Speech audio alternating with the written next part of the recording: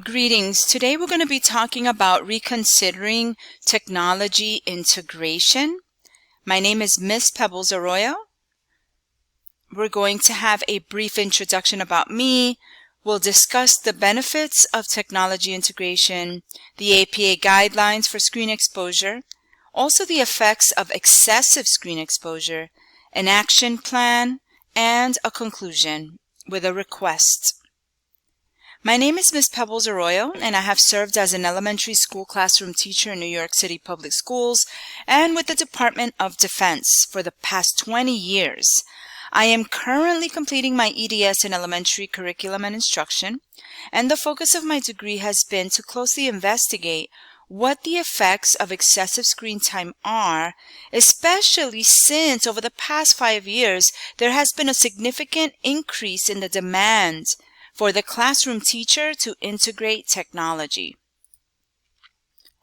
Of course, there are benefits to technology integration into the classroom. Some of those benefits are differentiation. It is much easier for a teacher to assign 3 or 4 different assignments based on skill level because it's online, so they don't necessarily have to go and make a photocopy of the different assignments. They can assign them all in one place. It's easier to follow up on an assignment and see if a student has turned it in. Data integration. We can see how we can release scores through Google Classroom. Students can receive those scores on a website like Benchmark Advance. I can publish their scores and email them directly to parents with the push of one button or the click of one button. It is a leveraging tool for our workload. Teachers have a very heavy workload, so being able to utilize this tool to leverage that workload is definitely a benefit. There is data analysis that has to be done by teachers on a daily basis. Technology does facilitate this. It's very simple to go on to the different websites like Benchmark Advance or Think Central, TCI, and be able to generate a report based on the completion of student assignments. It's versatile. There's a lot of versatility that goes into technology. We're able to assign different types of tasks to support students in their strengths. So one student can be assigned to create a video, while another student can be assigned to write an essay, and another student can create a slide presentation, all to demonstrate their proficiency in the same content. District leaders have benefits from having technology integration as well. District leaders have the ability to track data remotely. So from the offices that are miles away, district leaders are able to track that data. They're able to analyze the data by location. They can create district goals based on that data, not old data that's 1 year old or 2 year old, but they can base their goals on real-time data. They can also access the data in an instant, so there is no barrier for district leaders to access data.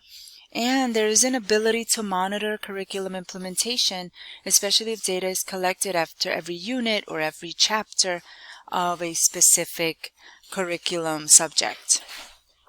There are benefits for parents. Can access grades. Parents can access grades easily on website. They're able to have direct teacher-parent communication. They're also able to decompress when they're able to have their child working on a technological device while they take care of chores and responsibilities in the household. Students benefit greatly from technology as well.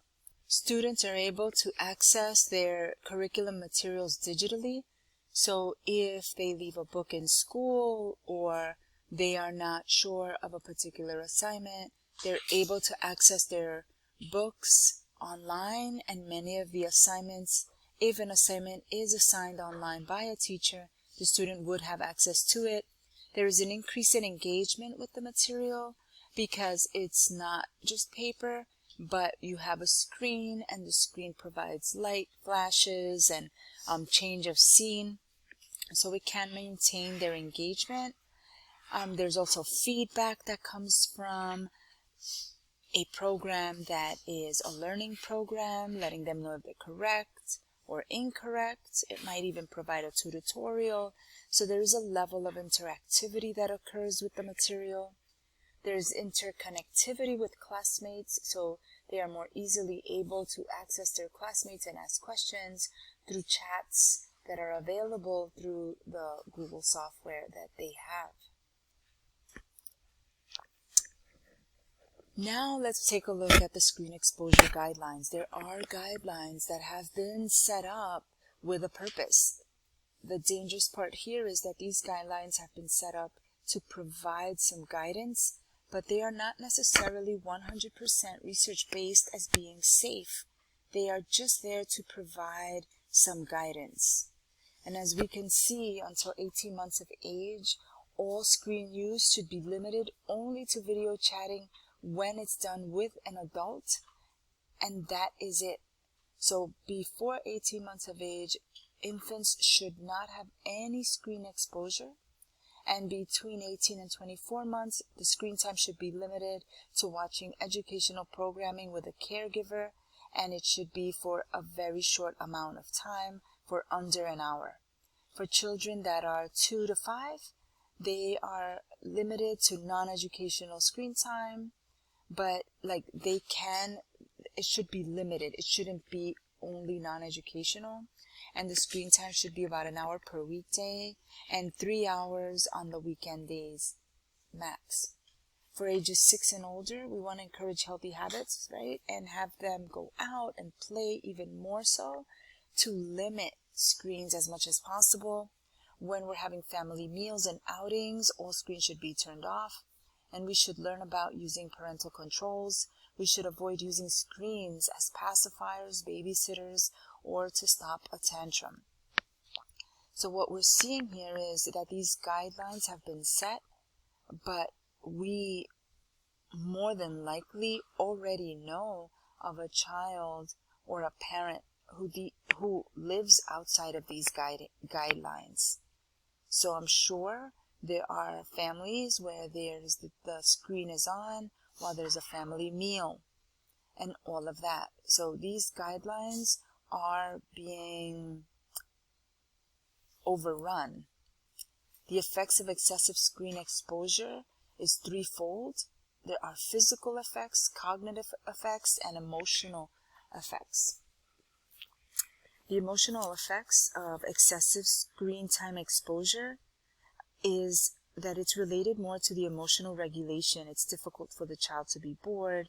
It's difficult for the child to transition from being angry to being calm, or calm to angry. An overbearing feeling of sadness, depression, anxiety, behavior problems where children cannot necessarily conform to what the norm may be at that moment in a particular setting.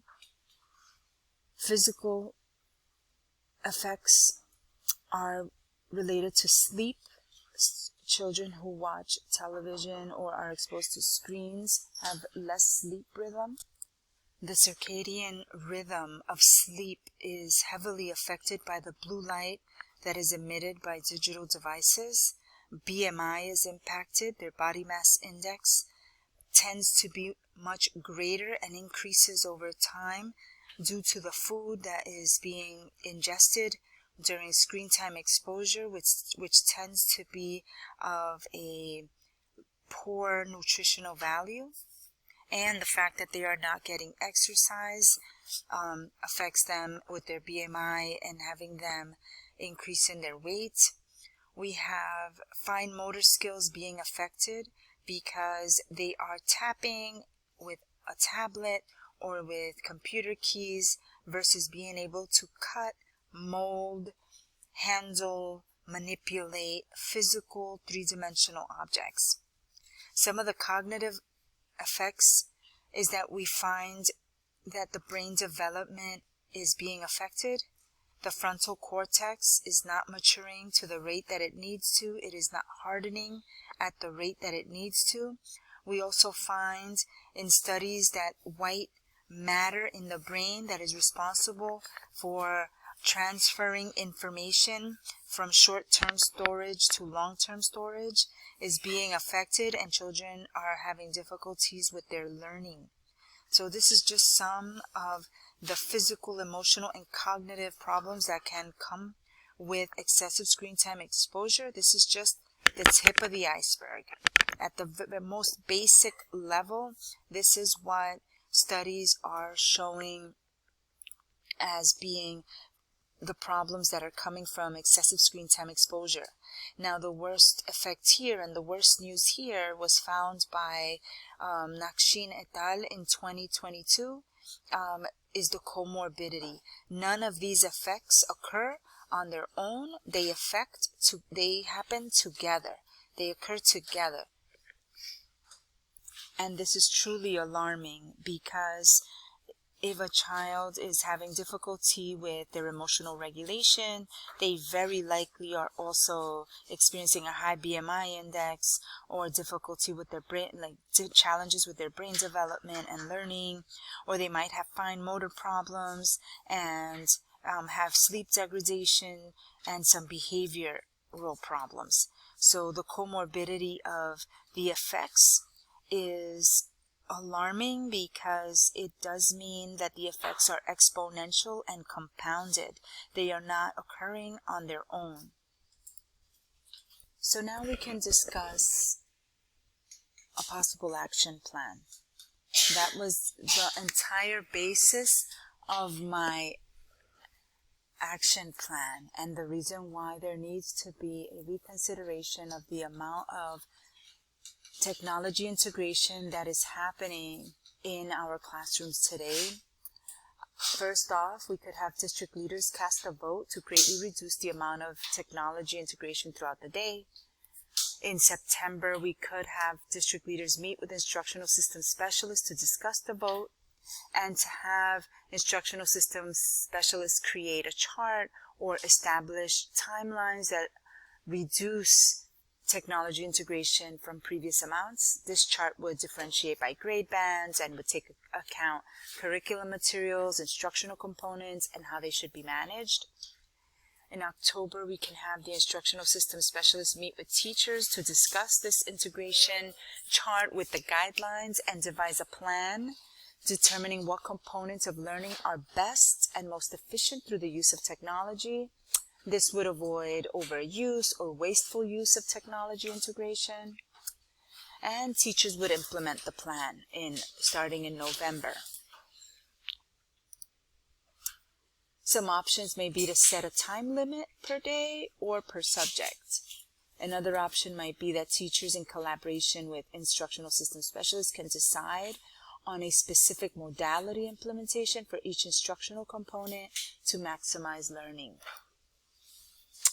The effects of excessive screen exposure, they're no longer a possibility.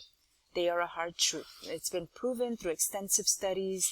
They've been conducted. They are readily available. Technology integration does have benefits, but a reduction in its use in the classroom in order to adhere to APA guidelines and to minimize these negative effects is important and necessary at this point. Technology is not the answer to the problems we're facing in math and literacy at a national level or at a district level.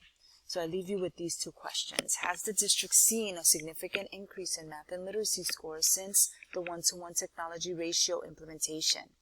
And if so, are those increases worth the comorbid effects of excessive screen time exposure?